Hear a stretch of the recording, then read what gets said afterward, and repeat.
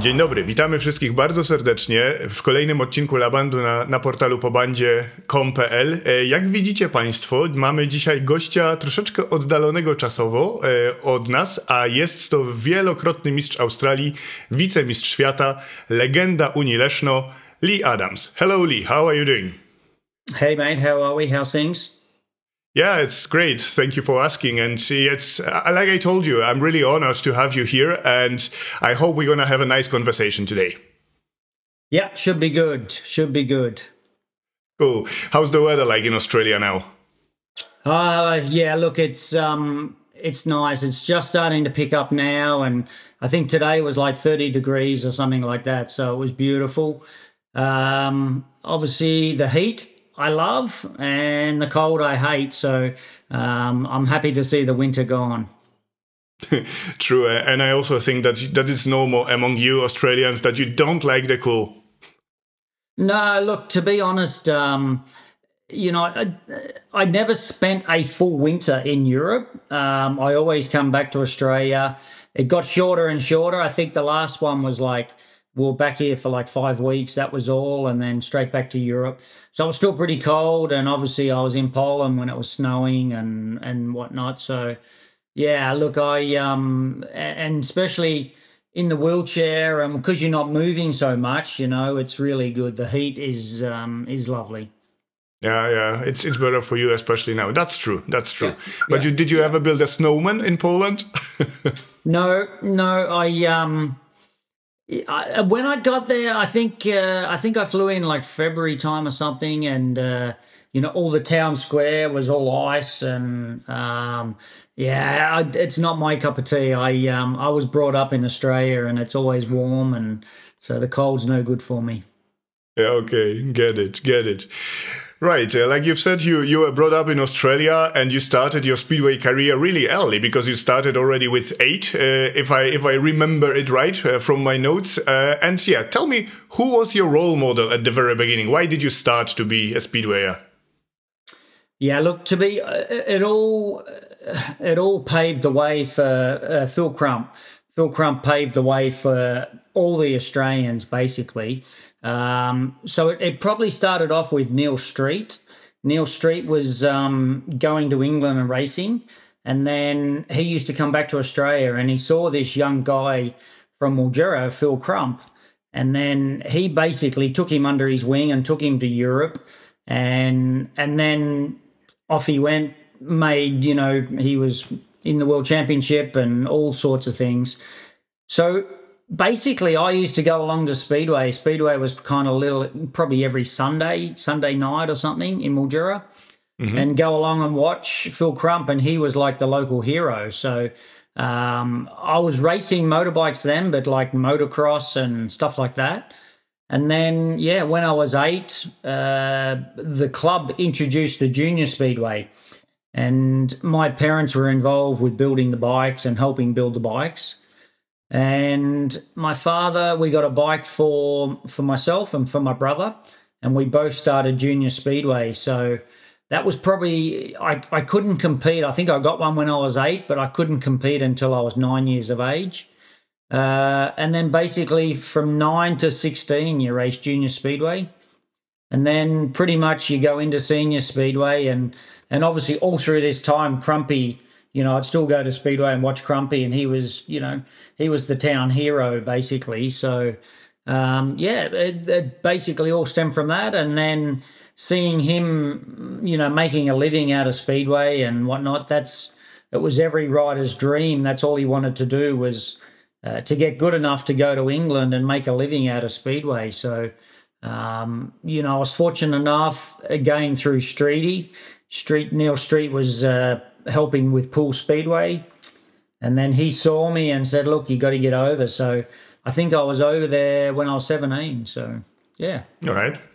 Yeah, yeah, that's interesting to know that your hero was Phil Crump in this case, your local hero, like you've said, and one of the first successes that you achieved during your junior championship was winning the Australian Junior Championship. I think you've beat the Craig boys in one of the heats, and yeah, obviously you also gained the title, and that was probably the first time the European Speedway heard about you. That the Speedway Star wrote an article about you. That okay, this is a guy who can have a future in Speedway. Yeah, probably, you know, my first Australian Championship was over in Adelaide. It was North Arm. And by that stage, Todd Wiltshire, Craig Boyce, all those guys were kind of making a name in England. And I was really lucky. I think it was 92. I can't remember. But anyway, I got linked up with Otto Weiss, the German tuner, and yeah, I came back. I had really good engines, and that was my first Australian Championship. And then I went on to win the next in Brisbane, and then the third one was in Mildura. So, you know, it was probably, I wouldn't say it was my best meeting or my most prestigious meeting, but you know, it was one that I always wanted to win, and to get my first one in North Arm was it was kind of like a bit of a monkey off your back. Yeah, true. You always need this kind of meeting. But yeah, you've mentioned Otto Weiss, so the German tuner that prepared some engines for you. I think you were also using these engines when you were winning the World Championships, U21 in 1992. You might remember it also because you had an extra heat with Mark Loram, as far as I'm concerned. And yeah, first of all, please, can you tell us, can you confirm us that you were using Otto Weiss and at that day? Yep, exactly. So I was pretty fortunate because Otto was based down in Munich. So Pfaffenhofen, it wasn't that far. It was only probably an hour or something like that. So I was staying at Otto's place, and you know, my engines were so fast. Jano Pedersen, he'd just won the World Championship, and I had great equipment. Yeah, so went to Pfaffenhofen, felt pretty comfortable.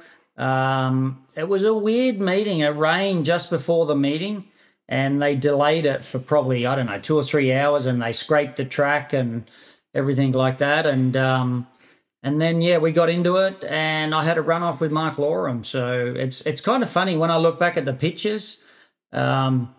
I see Gollop was racing, and, you know, there's a lot of people that you kind of think, oh, man, they were there, you know. So, yeah, that was a really cool, really good achievement to win that one, definitely. Yes, true. And there were many other guys also who were famous in the next couple of years.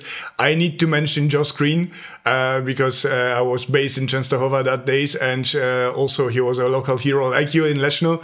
But we're gonna come back to this. Obviously, like in 1990s in Poland, we were just after the break of communism, and the things were getting a little bit different. And it was also a time you started to race in Poland. And even though everyone knows you from racing for Leszno, you started in Lublin. And so the first heats you were racing for Motor Lublin. And could you please tell me, how did they find you? Well, it was kind of, it was weird. The Polish Speedway was just starting to get into gear. I think Eric Gunderson had been the year before or something like that and raced for somebody. And then they brought the foreigners in, and I think every team kind of had an A rider and a B rider. And Lublin, Hans Nilsson was the A rider, and I was the B rider. So I was in heaven because Hans was kind of my hero back then. He was winning world championships and everything.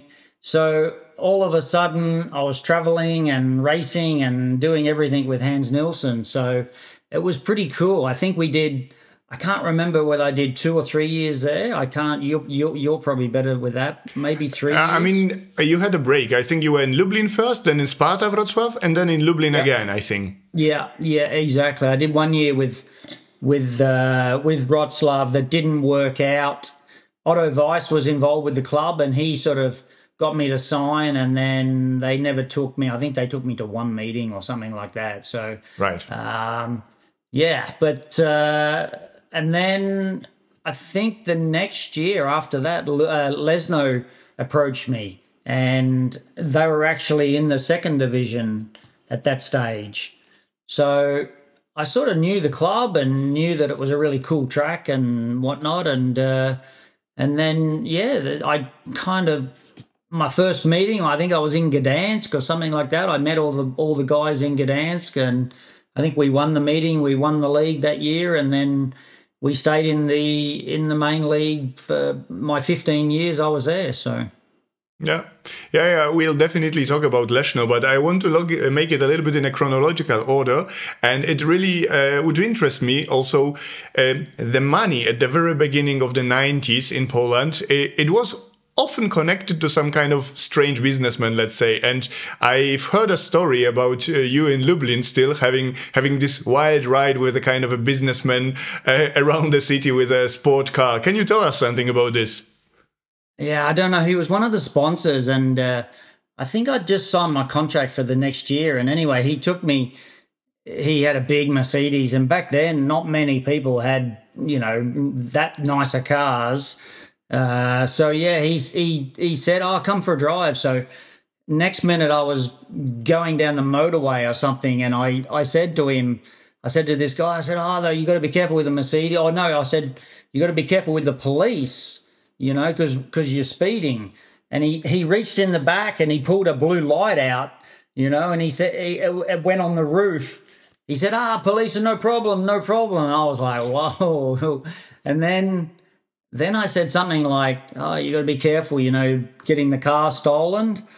And then he pulled a pistol out or something, So here I was going down the motorway with a pistol. Yeah. So anyway, it was good times, and, Lublin was a great city, really, a really nice city. I really liked it there, and it was just a long way away. You had to go to Warsaw, and then it was like a good 2 hours or 2.5 hours. Back in those days, there was no motorway, so yeah, it was pretty difficult to get to. And then when we had to drive there from England, it was such a long drive across Poland, so. It was really difficult, but it's great to see. And I met, is it Mary Kemper's son that's promoting?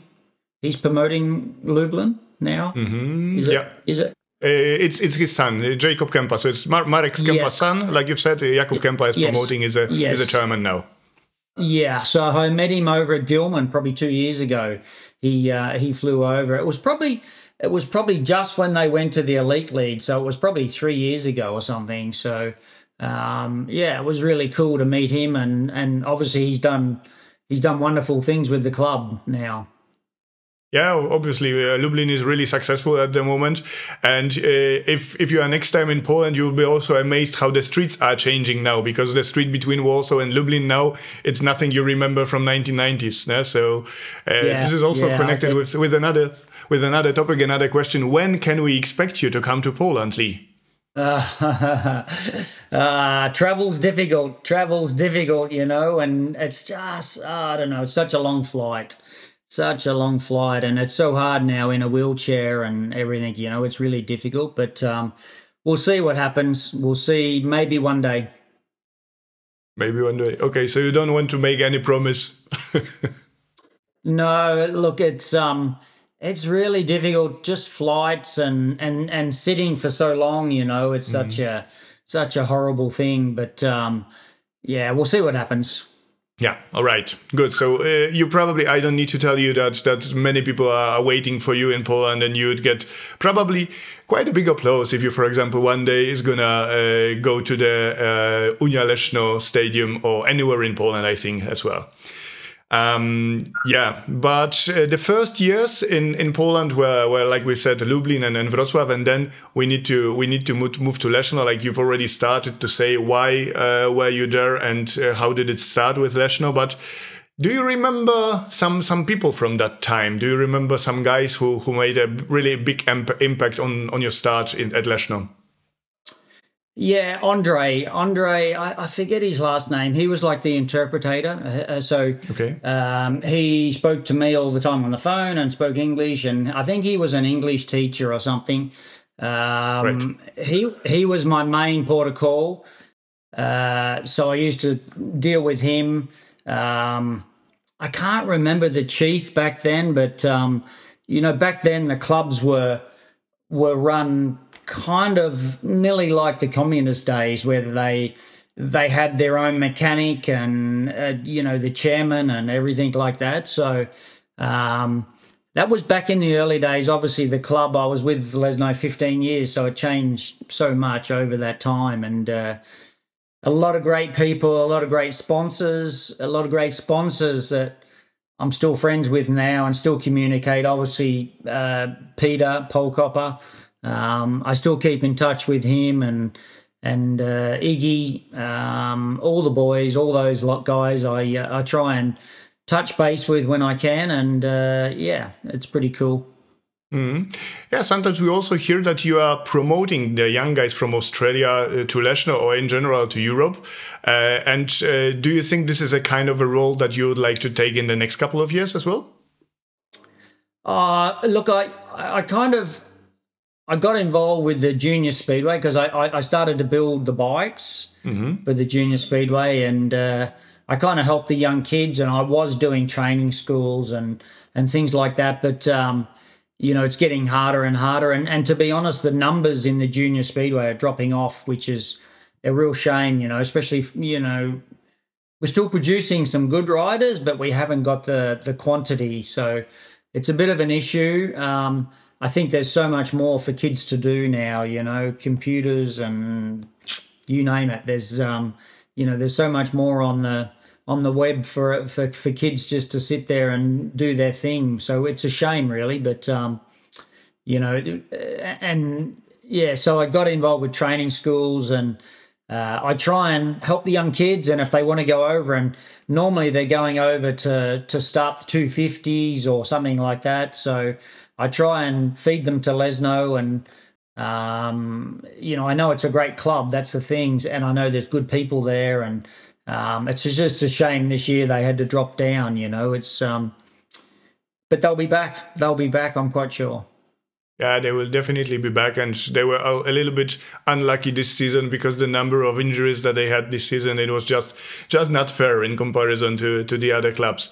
But in general, you spent 15 years in Leszno, and definitely you've got some great memories, great successes that you celebrated with them. And yeah, do you remember some greatest moments in the whole career in Unia Leszno? What would you name here?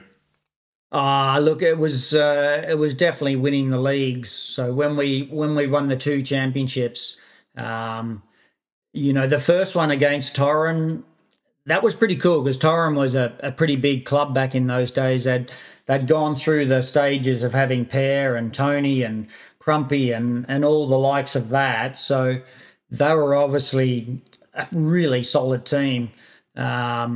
So yeah, to win that one, that was really cool. That was really special, I promise you.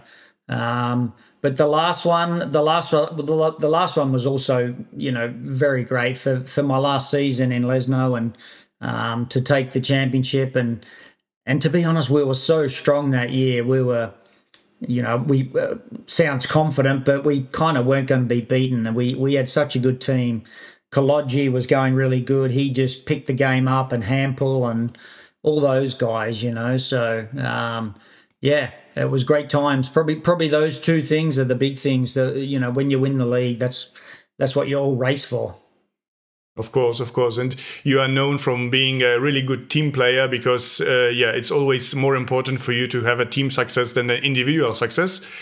Nevertheless, you celebrated some individual successes as well. And you won 2 medals, a bronze one and a silver one, 2007, from the World Championship. And many people say that you were like a world champion without a crown, let's say, because for so many years being in the top, let's say, you deserve to have been a champion. How do you see it? Yeah, look, to be honest, I spoke to David Tapp about this. We did an interview 2 or 3 days ago, and he says, how does it sit with you, not winning the World Championship? And yeah, look, don't get me wrong, it would have been great and it would have been a nice little feather in the cap, but it certainly doesn't burn me, you know. It's I wake up every day and know that I put everything I could into it. So that's probably the most important thing. And obviously in 2007, I come up against Nicky Pedersen. You know, Nicky was in his prime and how can I say it, a strong rider, a very strong rider. So it was pretty hard. He was he obviously, you know, I kind of gave it to him all pretty much till the last 2 rounds, and I got injured in Reading Speedway. I had a crash there and dislocated my shoulder. So I kind of got myself patched up and tried to get some points back on him, but yeah, I just couldn't do it, and you know, he was just too good. Yeah, like you've said, Nicky was in his prime, and I think he was really strong mentally, strong as a speedway, but also strong from the engine's perspective. So he was always the fastest one, and I think was really hard to beat him. Yeah, it was tough, you know, and in those days he was brutal. He was brutal. He would not, you know, would not give an inch. So it was pretty tough gig. But yeah, you look, to be honest, it doesn't burn me. I still, you know, I don't wake up every day thinking, you know, I should have been world champion. I just do my thing and, you know, go about it. But, you know, as I say, I was really happy. I put everything into it, and that's the most important thing. Yeah, I think message is understood in this case. Good. People remember you also from Poland from wearing red Kevlars. Why was it red? It's a weird one, you know. I came over to England my first year, and I kind of didn't have colours. I had black and pink, I think, or something like that in Australia. And then I had a sponsor in England that was he was sponsoring John Davis Coastal, and I was white and pink and blue, and they kind of set the colour scheme for me. So I don't know, I kind of just went about it. On my first year at Swindon, I kind of, you know, sat down and just went through Speedway Stars looking to see, you know, what looked good. And I knew I needed a identity, you know. So, and look, I can't remember. I think it might have been Mick Poole, like an Australian rider. He had red bikes. And I looked at that and thought, you know, that looks pretty cool. We'll go with that. And it stuck, you know. So obviously it changed a lot through the years, and then the fluorescent yellow came into it when I went to Otto Weiss, because fluorescent was really hard to put into fiberglass, but Otto used to paint. That was his main business. He used to do painting for cars. So he had fluorescent paint. So he kind of started it, and Janno Pedersen had it. He had the white, blue, and fluorescent yellow. So that's how the red and yellow, and then it kind of just evolved from there. And Miliniak used to do all my stuff, all my suits, and they used to tweak it every year. And some of the stuff they used to come up with was just amazing. The guy is just, I can't speak highly enough of Raphael at Miliniak. Some of the designs. You know, at the start, I used to do all the designs, and then he used to say, look, just leave it to me, leave it to me. You just tell me where you want sponsors, and I'll do the designs. And I used to come every year in February and be so excited when I went to Miliniak and get my suits and covers, because, yeah, the guy he's next level. He's unbelievable. You know. Yeah. Yeah, true. You need to be a kind of an artist, no? To do such stuff, and you need to have this kind of sense of what looks nice and what doesn't. I used to talk about it a little bit with Mikkel Mikkelsen a couple of months ago, and he was also like really putting much effort to every detail, but it's not always something that can be in your head. You are just there to ride speedway and not to be responsible for the Kevlar. Right, but if you are talking already about this kind of funny stories from your career, I also heard one that once you, in kind of individual cup, you won a chair that you didn't like, and you exchanged this chair against something different with Hans Nielsen. How was it? Yeah. I can't remember. I think it was Gorzow. Okay. I won an open meeting, and they gave me this massive chair. It was like a king's chair, you know. It had lions' heads and everything, and I think it went back to the club in Lublin, and it was sitting in the main office in Lublin, and I knew. And Hans said, "Oh, what are you going to do with this chair?" I said, "Well, I don't want to take it." He goes, "Oh, my van's there. I'll take it. I'll swap you."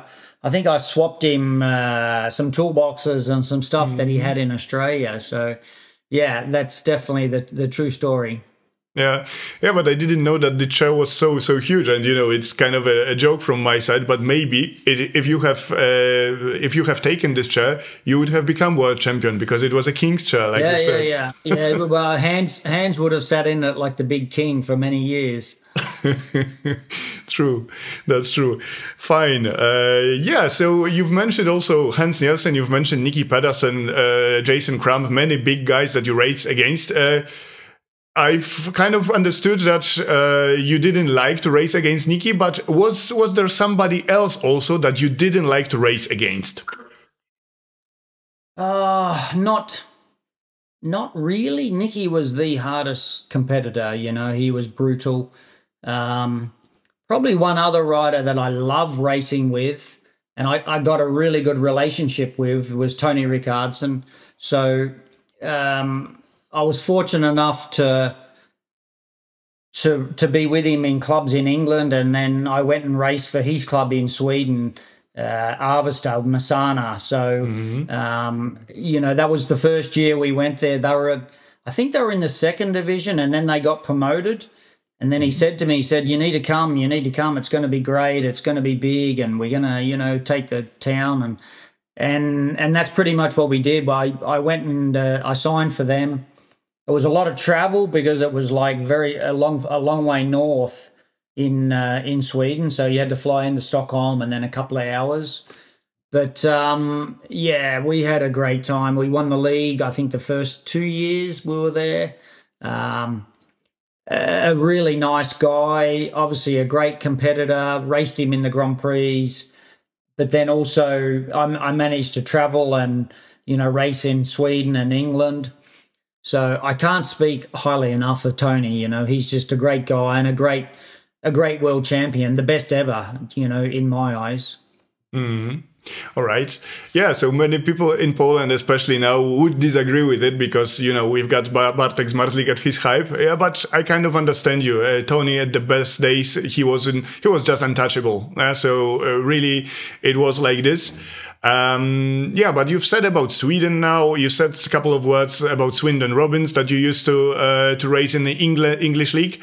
But I also know that you raced 2 years in Russia, and I wanted to ask you about this Russian adventure. How different was it from the different leagues that you rode? Yeah, look, I managed to go over to Togliatti, you know, 2 or 3 years. I can't remember. I raced for him for probably 3 years. Right. Yeah, it was a really cool experience. Obviously, you know, I went through the days when Poland was communist, and I was over there racing and whatnot, and I saw how it changed. And then Russia was still communist, so you know, the rich were very rich and the poor were very poor. I was really fortunate enough to be with the rich, and you know, I got picked up in Toyota Land Cruisers and you know, got looked after. It was a real cool experience. You know, it's yeah, it's great to tell my kids this, and obviously, you know, grandkids one day. It'll be fantastic because it's a really cool experience. I never got to Moscow. I didn't. I think I flew in there, just into the airport, and then went to the domestic, and then flew to I can't remember where it was. I won't help you. No, it was about an hour from Togliatti, I think.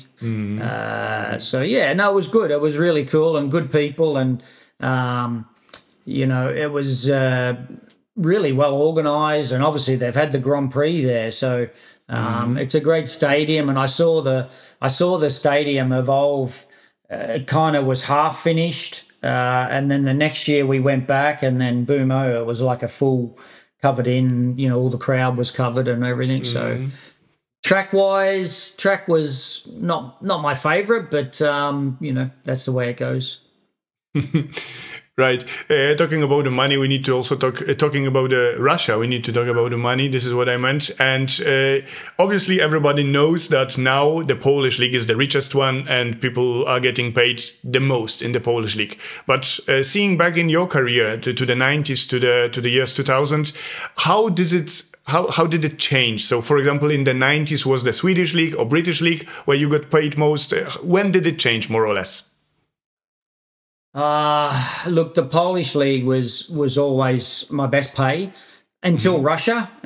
Russia was, you know, the best one, you know. So I used to do the one meeting basically, and then I did a couple of others for Togliatti. We raced in Czechia, and I think we went to Latvia, I think, Daugavpils. I think I raced for the club. So it was kind of like a European league, and but yeah, Russia was my best payday, definitely. All right. So that's interesting, né? Because back in the days it might have been like this. Now the Poland is definitely the richest speedway country.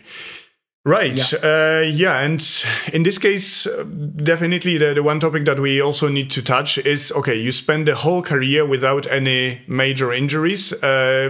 A little bit similar to Tomek Golob, who had some injuries during the career, but almost ended the career in a good health. And you both had this kind of a serious accident, which caused you to ride a wheelchair now. And tell me, what's the most important part in a psychic manner? You know, what did you need to understand in order to accept it, in order to enjoy your life like you are enjoying now? Yeah, look, it was pretty tough. It was pretty tough going. It was when it happens, you just kind of think, right, you got to deal with the cards that you dealt with and just get on with life. And I'm lucky in one way that, and probably Thomas is the same, where we're paraplegics, not quadriplegics. So quadriplegics, it affects hands and everything like that. So kind of like Darcy, that would be pretty hard, you know, because you lose your strength in your hands.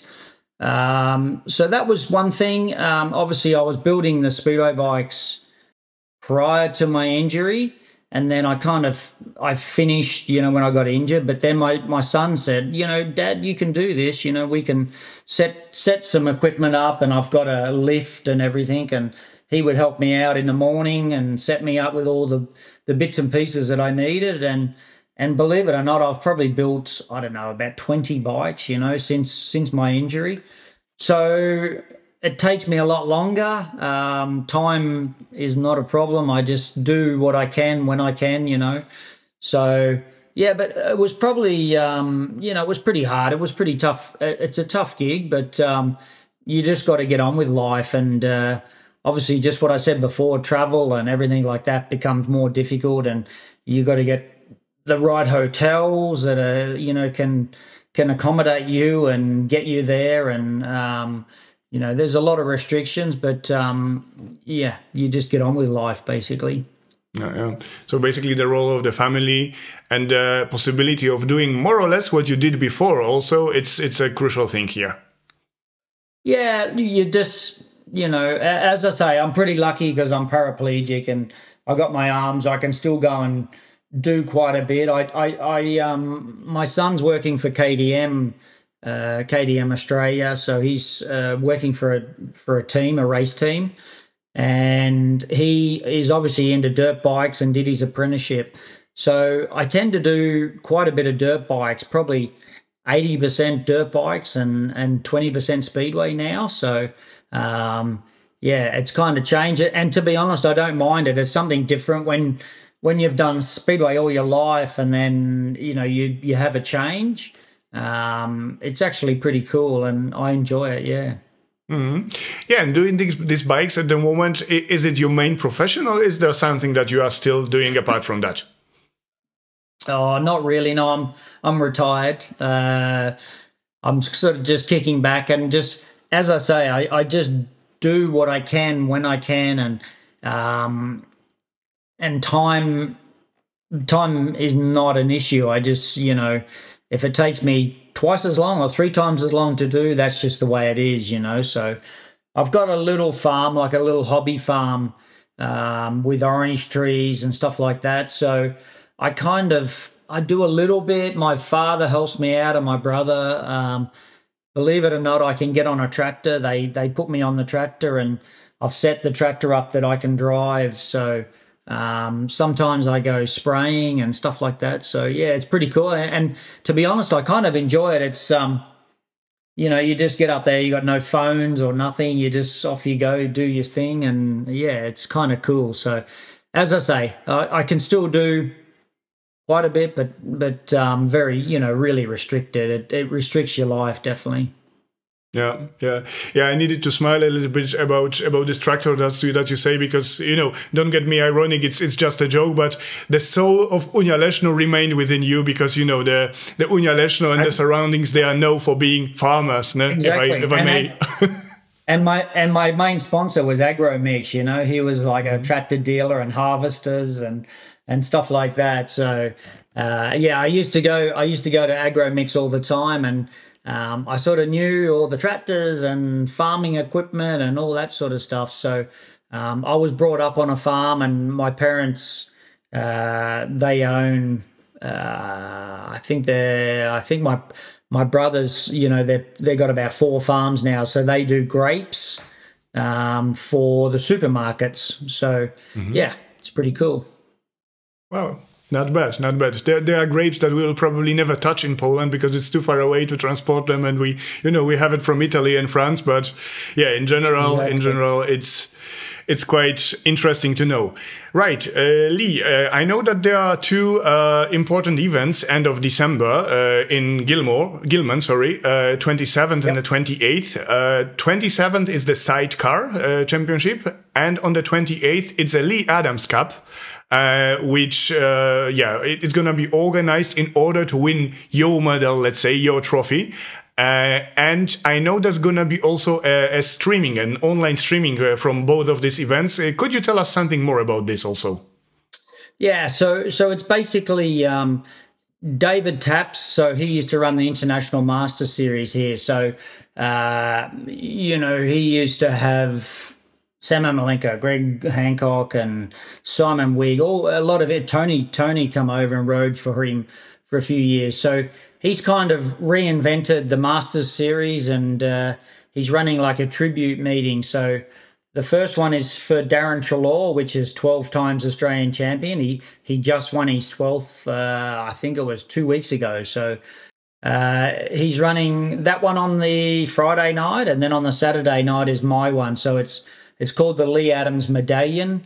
So yeah, we're looking forward to it. It's going to be, I think he's going to do a live stream, so people in Poland and Europe and everything can watch it. I think you probably have to go on his link, International Master Series, and check it out. I'm not sure of the platform where it's going to be or whatever, but yeah, it should be good. He's got a good field, Max Frick and the Holder boys. I think Jason Doyle, a lot of other guys. So yeah, it should be cool. And Gilman, although Mildura's my hometown, Gilman was kind of like my home track kind of thing. It's only 4 hours from here, which in Australia that's nothing. That's like our local track basically. And my main sponsor used to promote Gilman Speedway, so pretty much I was over there all the time racing and doing meetings over there, and so yeah, it should be really cool. Yeah, we'll do a promotion for this also at Po-Bandzie, because I think the timing is just about perfect, because, 27th, 28th of December, there's no speedway in Poland, but there is also a Christmas time. So it's going to be a long weekend in Poland. And I think many people who are just, missing speedway in the winter, if they have this possibility to watch this kind of tribute to, let's say, tournament in this case, and watch, like you've said, Max Frick, Jason Dole, and many others, that's going to be a great opportunity to just to see it. So we'll definitely stay tuned, and we're going to post every link that we can find about it. Cool. Now, it should be good. Looking forward to it, So he always promoted very professionally back in the day, and he ran the Masters Series, I think, for 5 years. And you know what? It was kind of like the Grand Prix, but before the Grand Prix time, So it was back when riders weren't so busy and wanted to come to Australia and get some sunshine and go racing. So, it was really cool, and it obviously put on a great event, and this one will be, no doubt, really good. Mm-hmm. Yeah, you remember Grand Prix from different times also, Leigh, and are you following it now, or did you watch it last season? Yeah, I do. I got to admit, I'm a big lover of Bartos. I'm a purist speedway rider that style wise, and I look at riders' style and how they go about it, and pretty much if I was teaching a young kid how to race speedway or how to what style to have, Bartos, watch videos of Bartos. He's like the real package to me. He's got a great style. He's got a great family. He's fit. He's I'm quite sure he'll go on to beat Tony's 6 world championships. So and well deserved. He is unbelievable. Yeah, yes, that's true. I'm also a big fan of Bartosz, and I think many people in Poland, they are as well, because he's just being amazing on the track, but also outside of the track. But the main aim of my question was about the change of the rules. I don't know if you followed the last couple of days that they changed some rules again for the Grand Prix, and regardless on what changes these are, do you think it is good to have these changes like every couple of years? Yeah, I don't know. I haven't looked at it to see what they've brought in, but they've brought in like a thing on Friday, have they? Is that what they're doing? Exactly. I think it was just once or twice last season that you could get extra points for being the quickest. Now it's 6 times. Yeah. Look, I think that's really cool. They've brought it into every bit of motorsport that I watch. So World Superbikes was kind of the first to bring in something on Saturday. So MotoGP followed, and then it's called a sprint race. They have it as a sprint race. Right. Formula One. And really all it's trying to do is, they used to go there and have Friday Friday, Saturday qualifying, and then Sunday they'd have the race, and that was their big crowd. Now they're putting the sprint races, and the crowds are coming Saturday, So I think it's only a good thing for the riders. Obviously, the riders are probably not happy because they got to do two meetings kind of thing. But I think it's good if it can bring more people, bring more television. It's got to be good for the sport. Mm-hmm. So you just see it from this promotional point of view. Yeah, look, I think it's a good thing. I really like what Tony and Discovery, or is it Discovery or whatever they brought to the GP.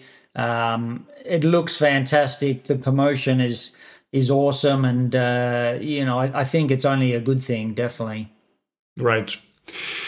Good, Leigh. I've taken a little bit longer of your time than I promised, so I'm coming up to an end slowly. Just a private question: is it really true that there are so many spiders in Australia?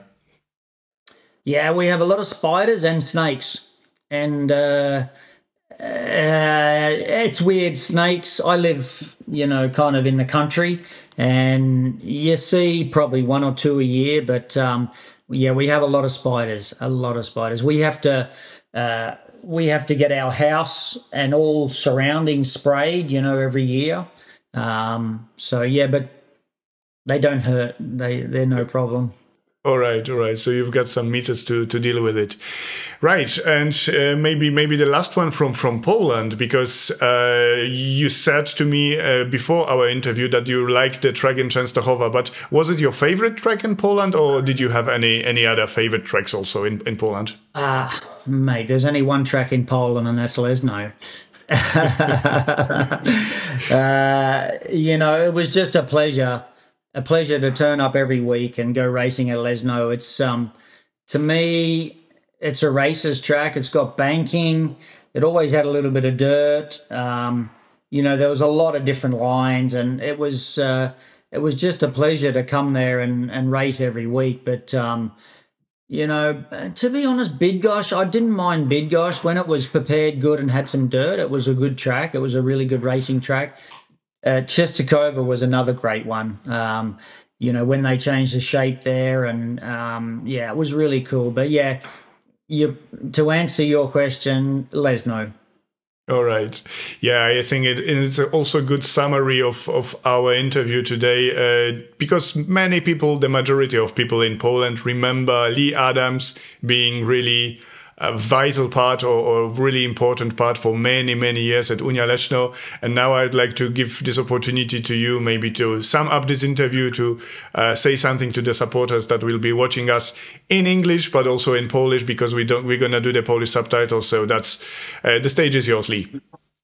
Yeah, look, just obviously it's been probably tough times for Leszno to drop down, you know, because I don't know how long it's been. It was when I first went there, they were second division, and then for the 15 years or 14 years we're in the elite league. So to drop down, it must have been a bit of a shock. But you know, all I could say is there's great people involved, great sponsors, and I'm quite sure they'll be back very quick and probably bigger and better than anything else. I think one thing I think they need to probably bring into Polish Speedway is a points limit or something, you know, I kind of look at Lublin and you see they got pretty much the top 3 in the world, you know, racing for them.